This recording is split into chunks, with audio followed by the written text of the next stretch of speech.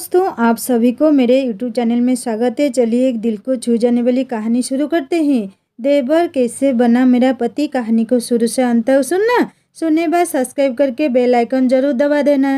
सुमन जब भी अपने बच्चे को दूध पिलाती थी तो उसका देवर उसके सिर के ऊपर आकर खड़ा हो जाता, लेकिन सुमन कभी कुछ कह नहीं पाती क्योंकि उसके पति की मृत्यु हो चुकी थी और अब घर का सारा जिम्मा उसके देवर पर ही था।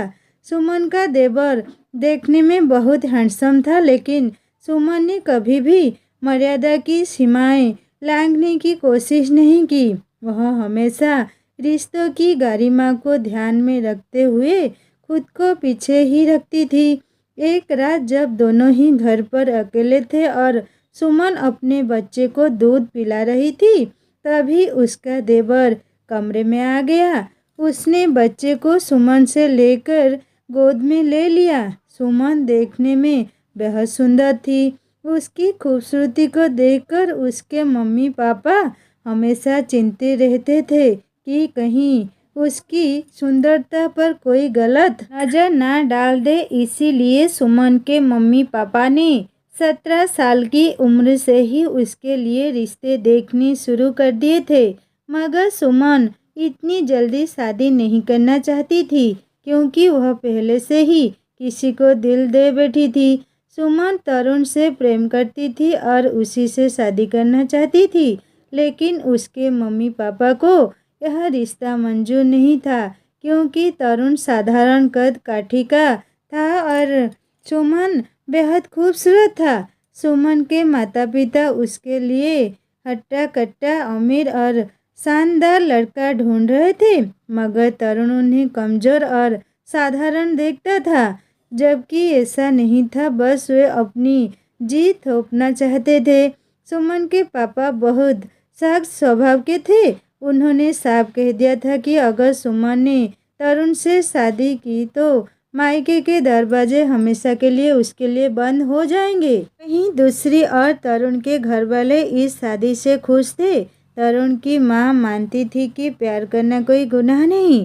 तरुण के परिवार में सिर्फ उसकी मां, छोटा भाई और वही रहता था। सुमन चाहती थी कि उसकी शादी दोनों परिवारों की रजामंदी से हो, लेकिन ऐसा संभव नहीं हो पाया। अंततः सुमन को अपने परिवार के खिलाफ जाकर तरुण से शादी करनी पड़ी।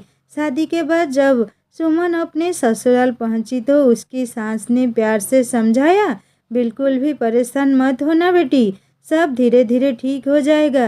मगर सुमन जानती थी कि उसके पिता इतनी आसानी से मानने वाले नहीं हैं। उसकी एक छोटी बहन भी थी जिसकी शादी भी उसके पिता जल्द कर देना चाहते थे, मगर सुमन के इस कदम के कारण अब उसकी बहन के रिश्ते में भी अड़चनें आ सकती थी। सुमन ने सोचा था कि तरुण से शादी के बाद सब अच्छा होगा, मगर किस्मत को कुछ और ही मंजूर था। शादी का दिन पूरे घर में धूमधाम से मनाया गया। घर फूलों और रोशनी से जगमगा रहा था।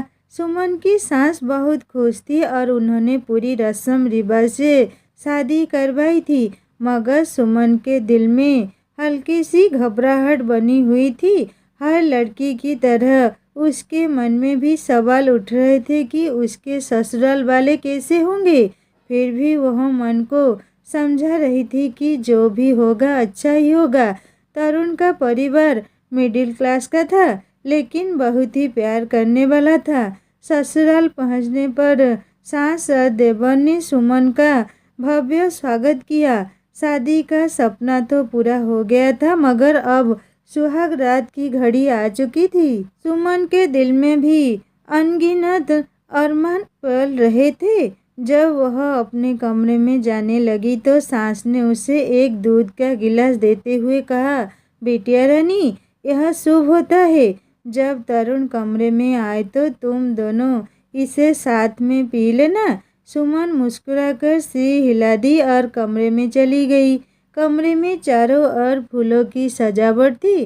सुमन ने दूध का गिलास टेबल पर रखा और घूंघट निकालकर बिस्तर पर बैठ गई। भले ही तरुण से उसकी लव मैरिज थी, मगर आज उसे भी घबराहट हो रही थी। शादी से पहले दोनों ने घंटों बातें की थी, लेकिन आज शब्द जैसी गुम हो चुके थे। तभी दरवाज़ा खुला और तरुण कमरे में आया। उसे देखकर सुमन की धड़कनें तेज हो गई और माथे पर पसीना छलक आया। तरुण धीरे से सुमन के पास आकर बैठ गया। उसने सुमन के हाथों को अपने हाथों में थामते हुए कहा, क्या हुआ सुमन? तुम आज कुछ ज़्यादा ही घबराई हुई लग रही हो। फिर बड़े ही स्नेह से उसने कहा, सुमन, आज मैं तुमसे एक वादा करता हूँ। मैं हर पल तुम्हारे साथ रहूँगा। तुम्हें हर हाल में खुश रखने की पूरी कोशिश करूँगा। तुम्हारी आंखों में कभी आंसू नहीं आने दूंगा। सुमन उसकी आंखों में झांकती रही। तरुण की आंखों में उसे अपने लिए अपार प्रेम और सच्ची भावना दिखाई दे रही थी। उसकी घबराहट धीरे धीरे कम हो गई। तरुण ने उसे अपने गले से लगा लिया और कमरे की लाइट बंद कर दी। अंधेरे में दोनों एक दूसरे की बाहों में सिमट गए। उस रात दोनों के बीच जो प्यार भरी बातें हुई उसे शब्दों में परोना मुश्किल था। पूरी रात वे एक दूसरे के प्रेम में डूबे रहे। सुबह दरवाजे पर खटखटाने की आवाज़ से सुमन की नींद टूटी। बाहर उसकी सास खड़ी थी। सास ने कहा, सुमन बेटा, सुबह हो गई है, जल्दी तैयार हो जाओ, आज तुम्हारी मुंह दिखाई की रस्म है, मेहमान आने वाले होंगे। और हाँ, तरुण को भी उठा देना। सास के जाने के बाद सुमन ने दरवाज़ा बंद किया और तरुण को उठाने लगी। तरुण ने आंखें बंद किए हुए ही कहा, थोड़ी देर और सोने दो ना सुमन, तुम भी आकर लेट जाओ। कहते हुए उसने सुमन को फिर से अपनी बाहों में भर लिया। सुमन ने हल्की हंसी के साथ कहा, अरे नहीं नहीं माँ जी, अभी अभी आई थी, हमें जल्दी तैयार होना है। मगर तरुण की शरारतें ख़त्म नहीं हो रही थी। उसने एक बार फिर सुमन को अपने पास खींच लिया और दोनों कुछ देर और प्यार भरे पल जीने लगी। कुछ समय बाद सुमन ने खुद को संभाला, नहाकर सुंदर सी साड़ी पहनी और तैयार हो गई। तरुण भी तैयार होकर हॉल में आ गया। नीचे मेहमान इंतजार कर रहे थे। दोनों ने पहले साथ में नाश्ता किया, फिर मुंह दिखाई की रस्म शुरू हुई। हर महिला सुमन की खूबसूरती की तारीफ कर रही थी, लेकिन तभी सुमन ने महसूस किया कि उसका देवर उसे कुछ अजीब सी नज़रों से देख रहा है।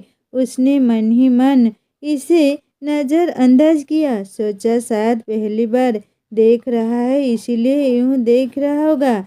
दिन भर की रस्मों और प्यार भरे पलों के बाद रात को सुमन बहुत खुश थी। उसका हर सपना जैसे सच हो गया था, मगर दिल के किसी कोने में उसे अनजाना डर भी सता रहा था, कहीं उसकी खुशियों को किसी की नज़र ना लग जाए।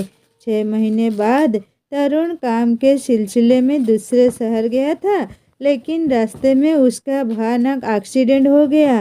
हादसे में उसकी मौके पर ही मौत हो गई। यह खबर सुनकर सुमन की दुनिया उजड़ गई। जिस इंसान ने उसे 7 जन्मों तक साथ निभाने का वादा किया था, वह इतनी जल्दी उसे छोड़कर चला गया।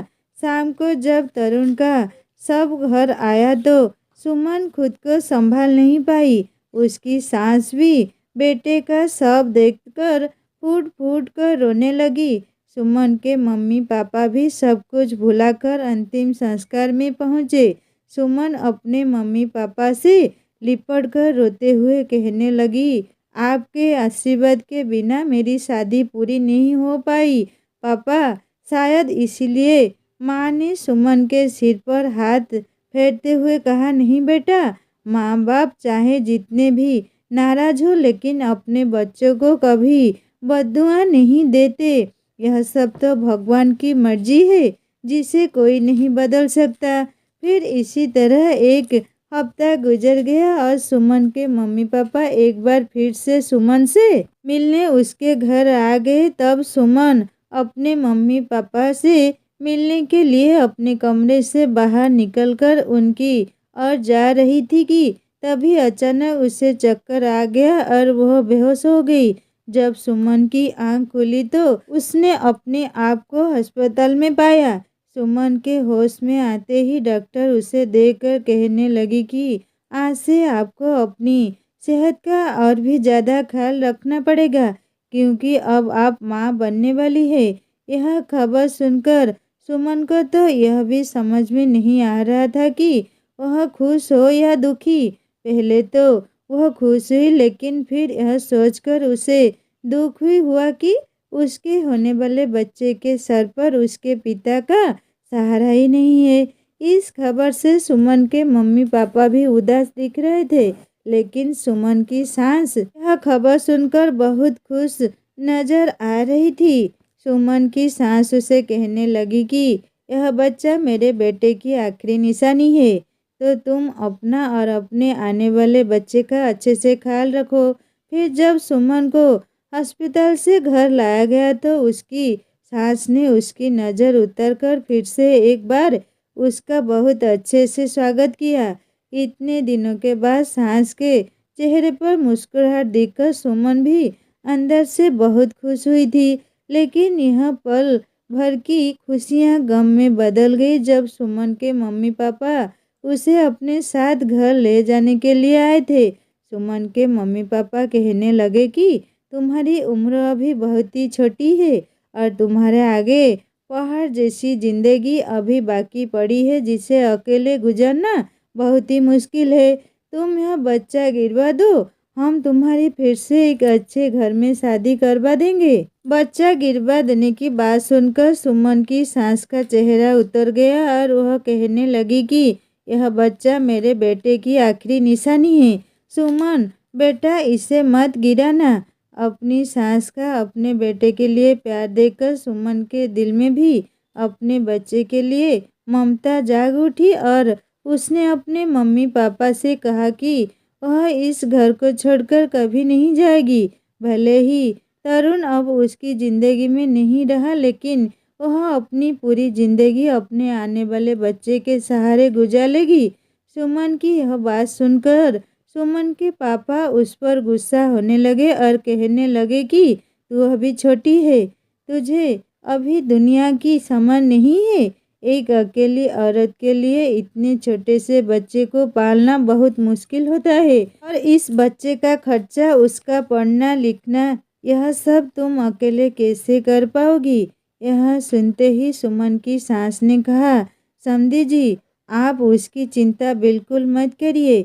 एक बार यह बच्चा इस दुनिया में आ जाए, फिर मैं सुमन की शादी अपने छोटे बेटे करण से करवा दूंगी। जब सुमन की सास ने यह बात उसके पापा से कही तो सुमन बड़ी हैरत से अपनी सास की तरफ देख रही थी। उसने तो कभी सोचा भी नहीं था कि उसकी ज़िंदगी उसे इस मोड़ पर ले आएगी, लेकिन वह बेचारी बेसहारा, अब उसके पास और कोई रास्ता भी तो नहीं था। जब सुमन की सास ने अपने छोटे बेटे से सुमन की शादी की बात कही तो सुमन के मम्मी पापा यह बात सुनकर संतुष्ट हो गए और कहने लगे, ठीक है, अगर सुमन की शादी आपके छोटे बेटे करण से हो जाती है तो हमें कोई दिक्कत नहीं है। कहकर सुमन के मम्मी पापा ने सुमन को अपने सीने से लगाया और उसे आशीर्वाद देकर अपने घर वापस चले गए। सुमन भी चुपचाप अपने कमरे में चली गई और कमरे में जाकर अपने पति तरुण को याद करने लगी कि अगर आज वह जिंदा होता तो अपने बच्चे की खबर सुनकर कितना खुश होता। लेकिन किस्मत में ऐसा कुछ भी लिखा था, यह तो उसने कभी सोचा भी नहीं था। लेकिन अब सुमन को अपने बच्चे की खातिर जीना ही पड़ेगा। यही सोचकर अगले दिन से सुमन ने अपने आप पर ज़्यादा ध्यान देना शुरू कर दिया। सुमन अच्छा पौष्टिक खाना खाती और एक्सरसाइज भी करती थी। तरुण की मौत के बाद घर का सारा खर्चा अब सुमन का देवर ही चला रहा था। सुमन का देवर एक बहुत ही बड़ी मल्टीनेशनल कंपनी में काम करता था और उसकी सैलरी भी काफ़ी अच्छी थी। सुमन की उससे ज़्यादा बातचीत नहीं होती थी, क्योंकि वह हमेशा अपने काम में बिजी रहता था अपने देवर को देखकर सुमन के मन में कई बार यह ख्याल भी आता कि क्या उसका देवर उससे शादी करेगा भी या नहीं। लेकिन फिलहाल तो सुमन के मन में भी उसके लिए कोई जज्बात नहीं थी। वह तो बस यह शादी अपने बच्चे के लिए कर रही थी। प्रेगनेंसी के दौरान सुमन की सास दिन रात उसकी सेवा में लगी रहती थी और सुमन से कोई काम भी नहीं करवाती थी। इसी तरह 9 महीने गुजर गए और फिर सुमन की डिलीवरी का दिन भी आ गया।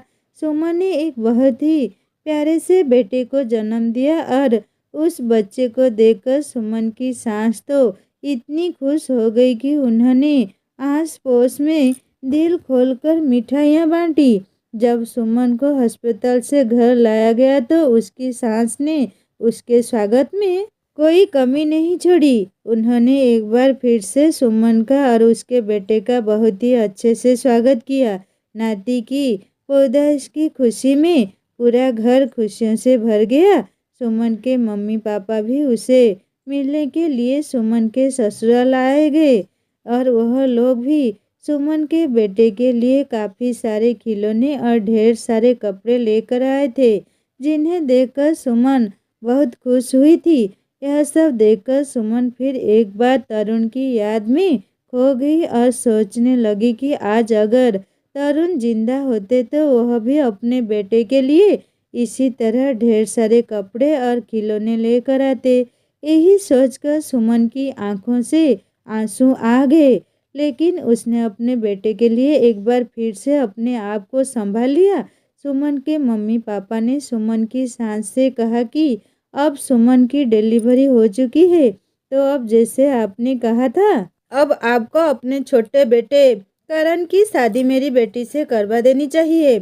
यह सुनते ही सुमन की सास ने कहा कि आप बिल्कुल भी चिंता ना करें, मुझे अपना वादा याद है, मैं जल्द ही इन दोनों की शादी करवा दूंगी।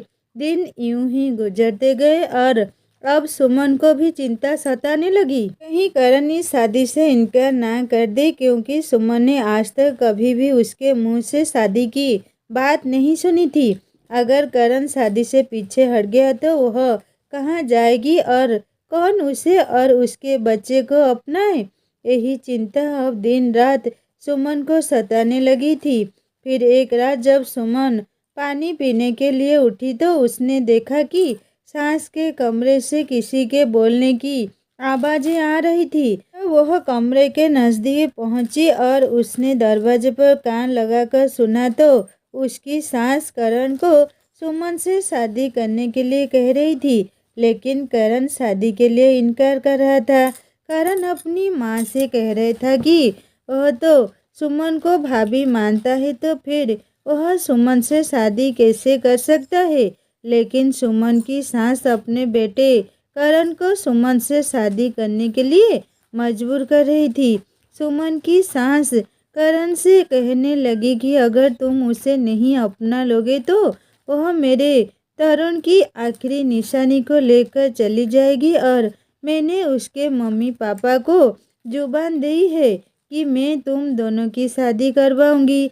सुमन की सास अपने बेटे करण से मिन्नतें करने लगी, करण बेटा मान जाओ, तुम्हारे ऐसा करने से तुम्हारे भाई के बेटे को एक पिता का साया मिल जाएगा। क्या तुम नहीं चाहते कि तुम्हारे भाई के बेटे को एक अच्छी जिंदगी मिले और तुम्हारे भाई तरुण की आत्मा को शांति मिले। सुमन की सास करण को समझा रही थी, लेकिन जब करण ने अपने मुंह से एक शब्द भी नहीं कहा तो उसकी खामोशी को सुनकर सुमन चुपचाप अपने कमरे में वापस चली गई। आज सुमन फिर से तरुण को याद करते हुए अंदर ही अंदर बहुत रो रही थी। उसे इन सारी बातों से बहुत तकलीफ हो रही थी, क्योंकि उसकी ज़िंदगी में सिर्फ परेशानियां ही लिखी हुई थी। सुमन ने अपनी ज़िंदगी को लेकर क्या क्या ख्वाब देखे थे, लेकिन वह सारे ख्वाब तो पूरे होने से पहले ही टूट चुके थे। अब वह अपने बेटे को लेकर कहाँ जाएगी, अब कौन उसे और उसके बेटे को अपनाए। यही सोचते हुए और रात भर रोते रोते कब उसे नींद आ गई पता ही नहीं चला। फिर जब सुबह सुमन की आंख खुली और वह उठकर कमरे से बाहर आई तो देखा कि पूरे घर को फूलों से सजाया गया था। जब सुमन ने अपनी सास से इसकी वजह पूछी तो उसकी सास कहने लगी कि आज तुम्हारी और आरव की शादी है। यह सुनकर तो सुमन बिल्कुल ही चौंक गई और सोच में पड़ गई। तो फिर रात को जो उसने सुना था वह क्या था और करण इतनी जल्दी शादी के लिए मान कैसे गया। लेकिन इस बारे में सुमन अपनी सास से कोई सवाल नहीं कर पाई। सुमन की सास ने सुमन के हाथों में शादी का जोड़ा दिया और कहा कि यह शादी का जोड़ा लो और जाकर तैयार हो जाओ। शादी का जोड़ा देखकर सुमन फिर से तरुण की याद में खो गई कि काश तरुण आज हमारे बीच जिंदा होता। लेकिन अब किस्मत का लिखा भी कौन टाल सकता है। सुमन आज दूसरी बार शादी का जोड़ा पहन रही थी, लेकिन आज यह जोड़ा पहनकर उसे अपनी किस्मत पर बहुत ज़्यादा गुस्सा आ रहा था। सुमन जब तैयार होकर कमरे से बाहर निकली तो उसकी सास ने उसे मंडप में बैठा दिया। सुमन की नज़र जब मंडप में बैठे हुए करण पर पड़ी तो उसके चेहरे पर बिल्कुल भी मुस्कुराहट नहीं थी और वह चुपचाप सर झुकाए बैठा हुआ था। ऐसा लग रहा था कि वह यह शादी मजबूरी में कर रहा था। लेकिन फिर मजबूरी से सुमन को याद आया कि मैं भी तो यह शादी मजबूरी में ही कर रही हूँ। बड़ी ही सादगी के साथ सुमन की और करण की शादी हो गई और फिर उस दोनों ने सभी बड़ों के पैर छूकर उनका आशीर्वाद लिया। सास ने जब सुमन को करण के कमरे में भेजा तो उसे बहुत घबराहट हो रही थी कि पता नहीं आज करण का बर्ताव उसकी तरफ कैसा होगा। आज की रात सुमन के लिए उसकी जिंदगी की सबसे अजीब रात होने वाली है। यह सोचकर उसे बहुत चिंता भी हो रही थी। सुमन चुपचाप जाकर बिस्तर पर बैठ गई और इंतजार करते करते रात के 2 बज गए। लेकिन करण अभी तक कमरे में नहीं आया था। फिर जब आधे घंटे बाद करण कमरे में दाखिल हुआ तो सुमन को जागता हुआ देखकर भी उसने सुमन से कोई बात नहीं की।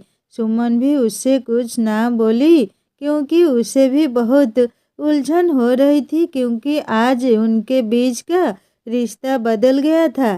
पहले जब वह दोनों देवर भाभी थे तभी उनके बीच ज़्यादा बातचीत नहीं हुई थी। आज तो वह दोनों पति पत्नी थे, लेकिन फिर भी उन दोनों में पति पत्नी वाले जज्बात बिल्कुल भी नहीं थे। करण ने चुपचाप से जाकर बिस्तर से अपना तकिया उठाया और जाकर बालकनी में लेट गया। करण के इस तरह के व्यवहार से सुमन को बहुत ही अजीब सा महसूस हो रहा था। फिर भी उसने करण से कुछ भी नहीं कहा और चुपचाप बिस्तर पर लेट गई। सुबह जब सुमन की आंख खुली तो करण सुमन से पहले ही कमरे से जा चुका था। सुमन जानती थी कि इस रिश्ते को अपनाना करण के लिए बहुत मुश्किल होगा, लेकिन साथ साथ वह यह भी मानती थी कि इस तरीके से बात ना करने से तो कोई हल नहीं निकलने वाला था। सुबह उठते ही सुमन की सास ने सुमन का बेटा उसके हाथों में दिया और कहा कि रात भर तो मुन्ना आराम से सोया था, लेकिन सुबह उठते ही यह रोने लगा है। सुमन ने अपनी सास से कहा कि शायद इसे भूख लगी होगी और फिर सुमन ने तुरंत ही अपने बेटे को सीने से लगाया और दूध पिलाने लगी। सुमन जब अपने बेटे को दूध पिला रही थी तब करण कमरे में दाखिल हुआ तो उसने अपने बेटे को अपने से दूर कर लिया। शायद सुमन को शर्म आ रही होगी, क्योंकि उससे पहले सुमन कभी भी ऐसी हालत में करण के सामने नहीं थी। करण ने भी सुमन को देखकर अपनी गर्दन नीचे झुका ली। शायद वह भी अनजाने में इस वक्त वहां आ गया था। करण और सुमन का रिश्ता कब ठीक होगा और उन दोनों का रिश्ता आगे बढ़ेगा भी या नहीं, यह तो वह दोनों भी नहीं जानते थे। कुछ दिन ऐसे ही गुजर गए। अब करण सुमन के बेटे को खूब प्यार करने लगा था। उसके लिए नए नए खिलौने लेकर आता और उसे बिल्कुल पिता जैसा प्यार भी दे रहा था। लेकिन सुमन और करण के बीच अभी तक कोई भी रिश्ता नहीं जुड़ा था। एक रात सुमन की तबीयत ठीक नहीं थी और उसे बहुत तेज बुखार हो गया था। तभी उसका बेटा भूख की वजह से खूब जोर जोर से रोने लगा तो वह उसे अपना दूध पिलाने लगी। तब करण सुमन के सिर पर आकर खड़ा हो गया, जिसे देखकर सुमन को शर्म सी महसूस हुई। लेकिन जब करण वहां से वापस नहीं गया तो सुमन को करण की नजरें कुछ ठीक नहीं लगी। सुमन ने गुस्से से करण की तरफ देखा और इससे पहले कि वह कुछ बोलती करण ने सुमन से उसका बेटा अलग कर दिया और फिर जो कहा वह सुनकर तो सुमन चौंक गई थी। करण ने सुमन से कहा, आप मुझे गलत समझ रहे हैं। मैं तो बस इतना ही कहने आया था कि आपको बहुत तेज बुखार है तो आप अपनी बीमार हालत में मुन्ना को अपना दूध ना पिलाएं, नहीं तो मुन्ना पर भी इसका असर पड़ेगा। इतना कहकर वह सुमन के बेटे को बाहर ले गया और खुद ही पाउडर वाला दूध बनाकर उसे पिलाने लगा। यह सुनकर सुमन को अपनी गलती का एहसास हुआ और उसे समझ आ गया कि करण सही कह रहा था। सुमन भी तुरंत ही उठकर बाहर गई तो उसने देखा कि करण खुद उसके बेटे को पाउडर वाला दूध पिला रहा था। जब सुमन करण से माफ़ी मांगने के लिए आगे बढ़ी तो करण गुस्से से उठकर वहां से जा चुका था। सुमन और करण के बीच की दूरियां अब खत्म होने का नाम ही नहीं ले रही थी। लेकिन करण की आज की इस हरकत से सुमन को इतना तो पता चल चुका था कि करण उसके बेटे से बहुत ज़्यादा प्यार करता है। करण और सुमन की शादी को पूरा 1 महीना गुजर चुका था, लेकिन वह दोनों अभी भी एक कमरे में रहकर भी अलग अलग ही सोते थे। करण सोफे पर सोता था और सुमन अपने बेटे के साथ बिस्तर पर सोती थी। एक दिन सुमन की सास उसके कमरे में आई और कहने लगी, बहू, क्या करण और तुम इस शादी से खुश हो? तो सुमन ने सिर हिला दिया। फिर उसकी सास कहने लगी, क्या तुम दोनों के बीच पति पत्नी का रिश्ता बन गया है? सुमन अपनी सास की बात का मतलब अच्छे से समझ गई थी कि वह क्या पूछना रही थी, इसलिए सुमन ने गर्दन झुकाकर ना में सिर हिला दिया। यह सुनकर उसकी सास कहने लगी, तुम्हारी शादी को पूरा 1 महीना हो गया है और तुम दोनों के बीच अभी तक पति पत्नी का रिश्ता नहीं जुड़ा। यह तो बिल्कुल भी ठीक नहीं है। मुझे तो लगा था कि शायद करण शादी के बाद खुद खुद तुझे समझेगा, क्योंकि अब तुम दोनों पति पत्नी हो तो कभी ना कभी तो तुम्हें इस रिश्ते की शुरुआत करनी ही होगी और अपनी ज़िंदगी को आगे बढ़ाना होगा। यह सुनकर सुमन को भी ऐसा लगा कि उसकी सास जो कह रही है वह ठीक ही कह रही है। इसलिए आज रात को सुमन कमरे में बैठकर करण का बेसब्री से इंतजार कर रही थी। जब करण कमरे में आया तो सुमन को अपना इंतजार करते देखकर चौंक गया। सुमन ने करण से कहा, मुझे तुमसे कुछ ज़रूरी बात करनी है। यह सुनकर करण ने कहा, बोलो, मैं तुम्हारी बात सुन रहा हूँ। सुमन ने धीमी मगर कांपती आवाज़ में कहा, कब तक यूं ही चलता रहेगा करण? कब तक हम एक दूसरे से दूर भागते रहेंगे? हमारी शादी को पूरा 1 महीना हो चुका है, लेकिन हमारे बीच अब तक पति पत्नी का कोई रिश्ता नहीं बना। माँ भी इस बात को लेकर हर पल परेशान रहती है। सुमन की यह बातें सुनकर करण का चेहरा गुस्से से तमतमा उठा। उसने तेज आवाज में कहा, मैंने यह शादी सिर्फ माँ के कहने पर ही की थी, ताकि तुम मुन्ने को उनसे दूर ना ले जाओ। सुमन ने करण का हाथ पकड़कर उसे समझाने की कोशिश की, लेकिन करण ने झटक कर कहा, मुझसे कभी भी दोबारा हाथ लगाने की कोशिश मत करना सुमन। मैंने यह शादी सिर्फ अपने भाई के बेटे के लिए की है, ताकि मैं उसे पिता का प्यार दे सकूं। मगर मैं तुम्हारे और अपने रिश्ते को कभी आगे नहीं बढ़ा सकता। इतना कहकर करण गुस्से में कमरे से बाहर निकल गया। लेकिन दरवाजे के पास खड़ी उसकी माँ जो यह सारी बातें सुन चुकी थी, उसने करण का हाथ पकड़ लिया और अपने कमरे में ले गई। उधर सुमन कमरे में अकेली बैठी थी। उसकी आंखों से आंसुओं की धार बह रही थी। दिल में एक ही सवाल गूंज रहा था, क्या यही उसकी किस्मत थी? काफी देर तक यूं ही आंसू बहते रहे। फिर उसने अपने आंसू पोंछ लिया और मन ही मन एक बड़ा फैसला कर लिया। अब इस रिश्ते को और नहीं निभा पाऊंगी। तलाक लेकर इस बंधन से खुद को भी और करण को भी आज़ाद कर दूंगी। उसे पता था कि यह फैसला उसकी ज़िंदगी में कई मुश्किलें और चुनौतियों को खड़ा करेगा, लेकिन अब वह हर चुनौती से लड़ने के लिए तैयार थी। यूं ही बैठे बैठे कब रात के 2 बज गए उसे खुद भी पता नहीं चला। रात को जब करण कमरे में लौटा तो सुमन ने धीमे मगर दृढ़ स्वर में कहा, कल हम तलाक की प्रक्रिया शुरू कर देंगे ताकि तुम्हें भी इस मजबूरी से आज़ादी मिल जाए और मैं भी अपने बेटे के साथ अपनी ज़िंदगी जी सकूं। यह सुनकर करण एक पल के लिए सन्न रह गया। फिर बिना कुछ बोले सुमन के पास आया, उसे बेड पर बिठाया और खुद उसके पैरों में बैठ गया। उसकी आंखों में भी आंसू थे।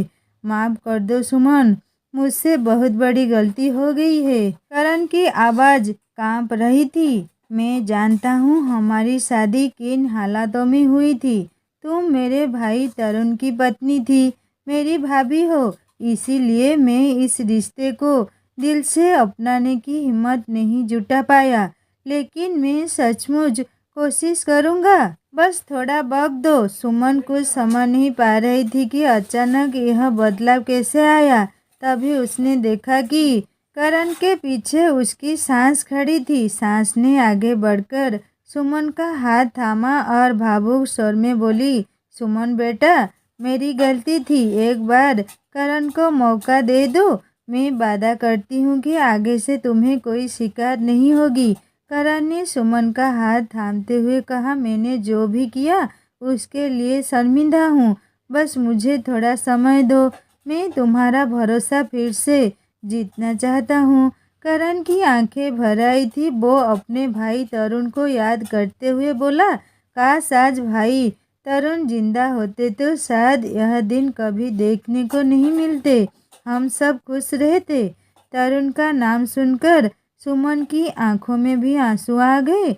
उसने खुद को थोड़ा संभाला और कहा, ठीक है करण, मैं तुम्हें एक मौका दूंगी, लेकिन जब तक हम पति पत्नी का रिश्ता पूरी तरह से स्वीकार नहीं कर पाते तब तक कम से कम दोस्ती का रिश्ता तो निभा ही सकते हैं ना। क्योंकि जब तक हम एक दूसरे से बात नहीं करेंगे, एक दूसरे को समझेंगे कैसे? हमारी चुप्पी ने ही हमारे बीच दीवार खड़ी कर दी है, से मिलकर ही तोड़ना होगा। इतना सुनकर सासू माँ ने सुमन के माथे को चूम लिया और बोली, खुश रहो बेटा, मुझे तुमसे यही उम्मीद थी। बस मेरे बच्चे खुश रहे, मेरे तरुण की आखिरी निशानी मेरे पास रहे, इससे ज़्यादा मुझे कुछ नहीं चाहिए। इतना कहकर वह मुस्कुराते हुए अपने कमरे में चली गई और करण और सुमन भी अपने कमरे में सो गए। अब करण का सुमन के प्रति व्यवहार धीरे धीरे बदलने लगा था। हर दिन वह सुमन से खुलकर बातें करता, उसके बेटे का भी पहले से ज़्यादा ख्याल रखने लगा था। उनके बीच की दूरियां अब मिटने लगी थी और धीरे धीरे दोनों एक दूसरे के करीब आने लगे थे। एक दिन करण सुमन को बाहर घुमाने के लिए ले गया। जब सुमन पहली बार करण के साथ उसकी बाइक पर बैठी तो उसके मन में हल्की हिचकिचाहट थी। करण कभी बाइक को धीरे चलाता तो कभी अचानक तेज कर देता, कभी कभी अचानक ब्रेक लगाकर सुमन को अपने करीब आने पर मजबूर कर देता। सुमन की नज़र जब बाइक के शीशे पर गई तो उसने करण के चेहरे पर शरारत भरी मुस्कान देखी। तब वह समझ गई कि करण यह सब जानबूझकर कर रहा है। सुमन ने भी मुस्कुराकर करण को पीछे से कसकर पकड़ लिया। करण के चेहरे पर भी सुकून और खुशी दिखाई दी। दिन भर वे यूं ही घूमते रहे और शाम होते ही घर लौट आए। घर पहुंचते ही सुमन ने देखा कि घर में कोई भी नहीं था। बेटे की चिंता ने उसे बेचैन कर दिया और वह भागती हुई अपने कमरे की ओर बढ़ गई। पीछे से करण आवाज देता रहा, सुमन धीरे चलो। लेकिन बेटे की चिंता में डूबी सुमन दौड़ती ही चली गई। जैसे ही कमरे का दरवाजा खोला तो सामने का नजारा देख उसकी आंखें हैरानी और खुशी से भर उठी। कमरे में फूलों की बारिश हो रही थी। हर जगह फूल और दो से सजावट थी। जहाँ कदम रखती वहाँ सिर्फ फूल ही फूल थे। कमरा सुहाग रात की रात जैसा सजा गया था। तभी करण भी पीछे से आ गया और मुस्कुराकर बोला, तुम तो ऐसे दौड़ी जैसे कोई अनमोल चीज खो गई हो। मैं तो सोच रहा था कि जब तुम्हें यह सरप्राइज दिखाऊंगा तो तुम्हारे चेहरे पर जो खुशी आएगी वो देखूंगा, लेकिन तुम तो अकेली ही दौड़ आई। सुमन की आंखों में मुस्कान तर गई। करण भी हंस पड़ा। फिर दोनों हाथों में हाथ डाले कमरे के अंदर आ गए। आज की रात खास थी क्योंकि आज फिर से दो दिल एक होने वाले थे। कमरे में बैठते ही करण ने सुमन से कहा, आज मैं तुम्हें जानबूझकर बाहर घुमाने ले गया ताकि इस सरप्राइज की तैयारी कर सकूं। यह सुन सुमन की आंखों में खुशी चमक उठी। उसने पूछा, माँ और मुन्ना कहाँ है? करण ने मुस्कुराकर कहा, उन दोनों को मैंने मौसी के घर भेजा है। वे सुबह तो वापस आ जाएंगे।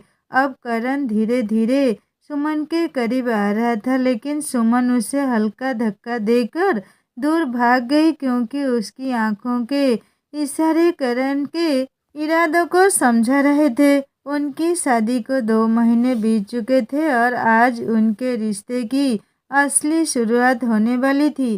करण ने जेब से एक अंगूठी निकाली और सुमन की उंगली में पहनाते हुए बोला, सुमन देर से ही सही, लेकिन अब मैं इस रिश्ते को दिल से निभाऊंगा आखिरी सांस तक।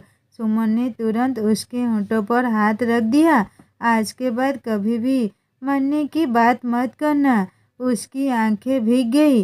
करण समझ गया कि तरुण को खोने के बाद अब सुमन किसी और अपने को खोना नहीं चाहती। करण ने उसके आंसू पोंछते हुए कहा, गलती हो गई बाबा, अब ऐसा कुछ नहीं कहूँगा जिससे तुम्हारी आंखों में आंसू आए। बीता वक्त भुलाना तो मुश्किल है, लेकिन एक वादा करता हूँ, अब तुम्हारी आंखों में सिर्फ खुशियाँ होंगी। सुमन की धड़कनें तेज होने लगी। करण ने उसे अपनी बाहों में भर लिया और कमरे की लाइट बंद कर दी। बड़ी मुश्किलों के बाद आज उनके जीवन की नई शुरुआत हो गई थी। दूरियां प्यार में बदल चुकी थी और अब वे दोनों इतने करीब आ गए थे कि एक दूसरे के दिल की धड़कनें भी साफ साफ सुनाई देने लगी थी। दोस्तों, कहानी कैसी लगी कमेंट करके ज़रूर बताएं। वीडियो को लाइक और चैनल को सब्सक्राइब जरूर करें और हाँ, बेल आइकन दबाना ना भूलें ताकि सबसे पहले अपडेट आपको मिल सके। फिर एक नई कहानी के साथ जल्दी आऊँगा। नमस्ते।